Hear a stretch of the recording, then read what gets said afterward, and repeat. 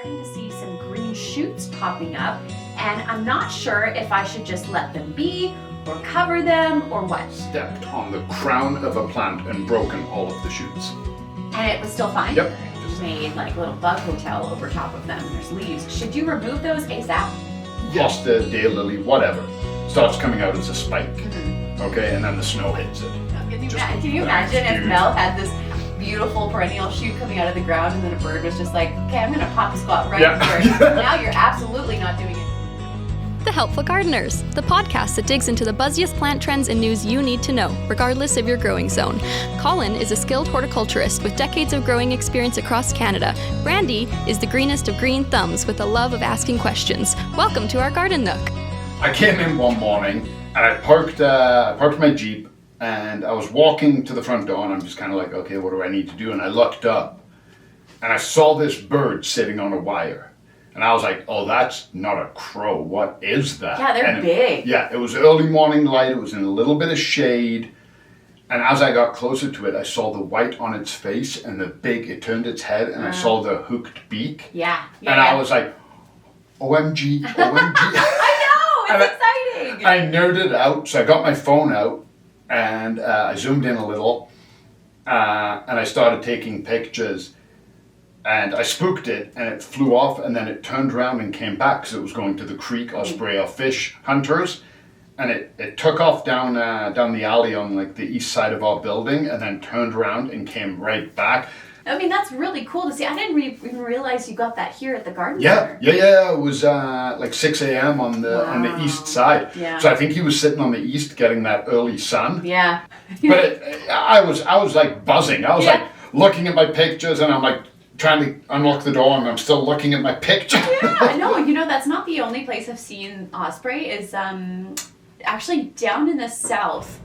If you travel along Deerfoot, okay, yeah, there are 2 osprey nests.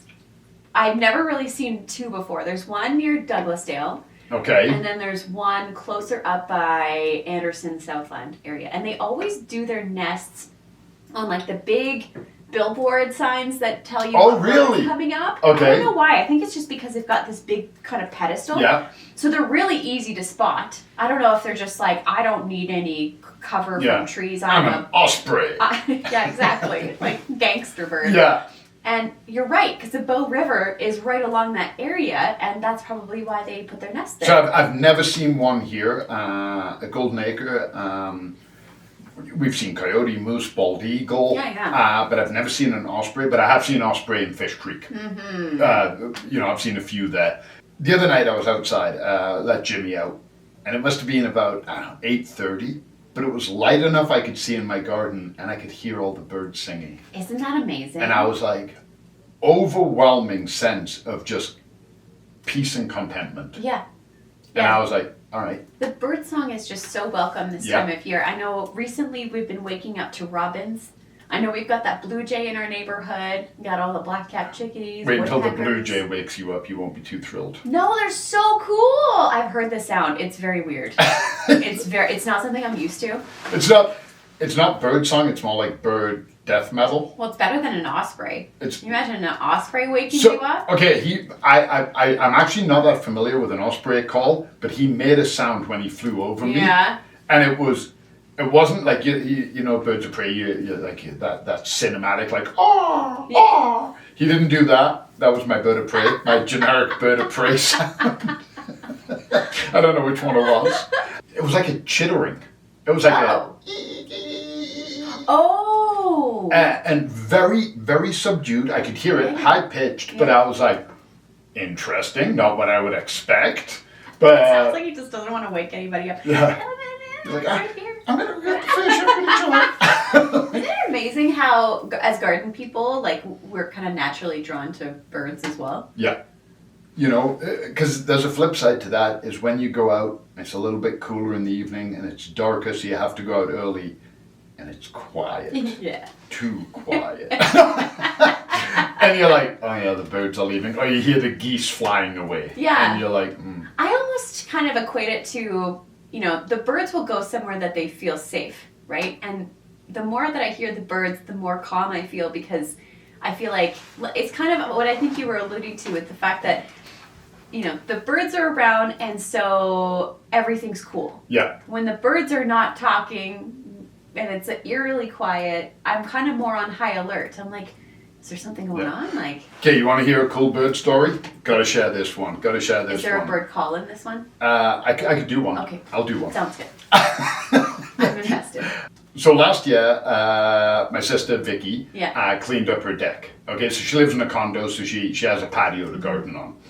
And she cleaned it up and she emptied out some of her pots and she took out like half the soil and blah, blah, blah. Stacked everything, put everything away nice and neat.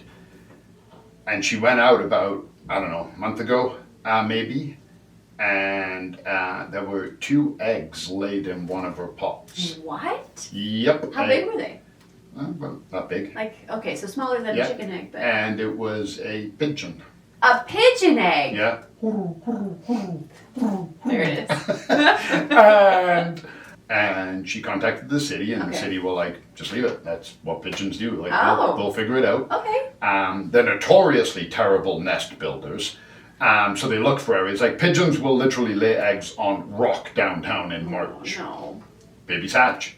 And my sister now has 2 baby pigeons. But she's like, it's amazing, but unfortunately I can't go outside and clean up my balcony. If there was ever a person for those pigeons to choose, your sister was probably the best candidate. Yeah. Probably scouted all of the balconies. Maybe they are smart. Maybe the pigeons are like, hey, I don't have to do any work. I select my human that looks the most kind and nurturing.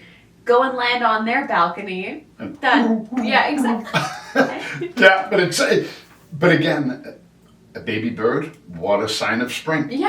Right? It doesn't matter if it's a backyard chicken, a pigeon, a robin, chickadee, it doesn't matter. Yeah. Those baby birds, when you see the stupid little head sticking out from the nest and everything, you're like...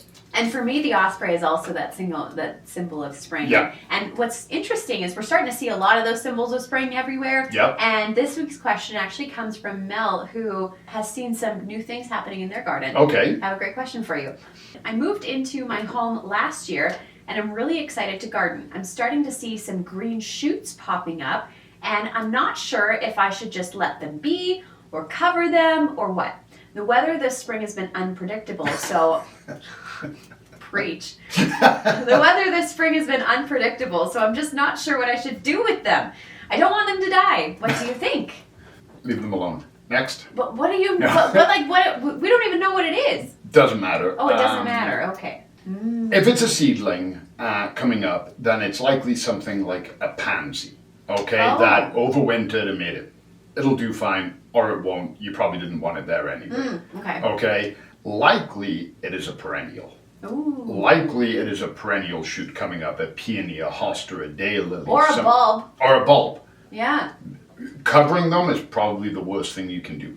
Why? Because you're going to cover them with some kind of frost blanket or something like that. Yeah. It's going to limit any of that moisture that they want to absorb, and they can absolutely... So basically what will happen is your hosta, daylily, whatever, starts coming out as a spike. Mm-hmm. Okay, and then the snow hits it.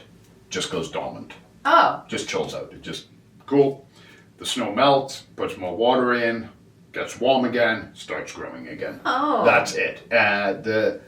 If it dropped to minus 40 with no snow coverage, you might be in for a bit of trouble. It might stunt it. I have worked in a lot of gardens in early spring, haven't paid attention, and I have 100% stepped on the crown of a plant and broken all of the shoots. And it was still fine? Yep, just send out more shoots. No way. The amount of energy they have in their roots is pretty freaking huge. There would be some of those plants, you could snap the new shoots 4 or 5. Well, think about a dandelion as a perennial. How many times can you snap the head off of a dandelion, leaves and all? Hydra. Exactly. It's like, okay, let's go again. And it just keeps coming. So a lot of them, they have the energy, especially ones that are for a zone 3 or zone 4, whatever, to be like, okay, cool.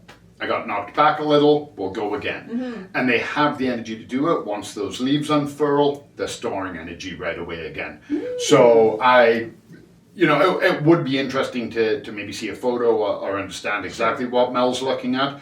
But even without that, I am 99.9% not worried at all. Okay, so don't cover them. What if you say have perennials and you did cover them for the winter and you made like a little bug hotel over top of them, there's leaves. Should you remove those ASAP? Yes, ideally. So if you have decided to, rake all the leaves into your perennial bed, clean them out. And the main reason for that is the perennials will grow through them. Oh. The perennials will. I've seen a hosta, so the leaf will still be frozen on the ground with frost, right? And I've seen a hosta spike just go straight through the leaf. Okay, doesn't even care. It's like, I'm growing, buddy. You're in my way. It's like me in the grocery store. You're in my way. I'm coming through. The bigger the plant gets, the harder it is to get the leaves out without damaging the plant. Okay. It's nice how we can give good news. Yeah. And to be like, hey, don't do anything. Yeah. Normally we're like, do all these things. But it's nice to be like, yeah, just sit back and enjoy it, right? Give up your life. Yeah. Get in your garden. Okay, so now I have another question for you. How do I attract a bird to my garden? Like, I want to like install a bird nest. Yeah. How do I invite a bird? Like, I have a perfect spot for it. Food and water. Oh, food and water. Hey, food and water. A little Airbnb. Yeah. So depending on what bird you want, buy the appropriate food. Yeah. You have what you think is a good area, because we do that. We're like, oh my god, this is perfect, and the bird goes, I'm gonna go over here. You're like, cool. I know. Can you imagine if Mel had this beautiful perennial shoot coming out of the ground, and then a bird was just like, okay, I'm gonna pop a squat right here. Now you're absolutely not doing anything. Yeah. I do ever Google terrible pigeon nests. Oh, like they're in really bad places? No. Oh. So like they're made out of things? Like not even made out of things. Like, so when you picture a bird's nest and you picture an intricately woven cup to hold the eggs. Yeah. Pigeons will drop like 4 sticks on the ground. I just saw it. Pigeons are very adaptable. What is that? There you go. What is that? What is that low effort? Hey, yeah. Leave nature alone. It will figure itself Yeah, out. if you want to encourage it, food and water, just like if you want pollinators, pollinator water, watering stations, and lots of flowers, right? This podcast is brought to you by Golden Acre Home and Garden. Find seasonal inspiration for your home and garden in Calgary, Alberta year-round. Visit goldenacre.ca. The comments and opinions expressed by the Helpful Gardeners on this show are our own and do not necessarily reflect the views of Golden Acre Home and Garden. For more information on everything we covered today and to leave us a voice note, visit goldenacre.ca/podcast. The Helpful Gardeners are on Instagram at The Helpful Gardeners Pod. Keep on growing, gardeners!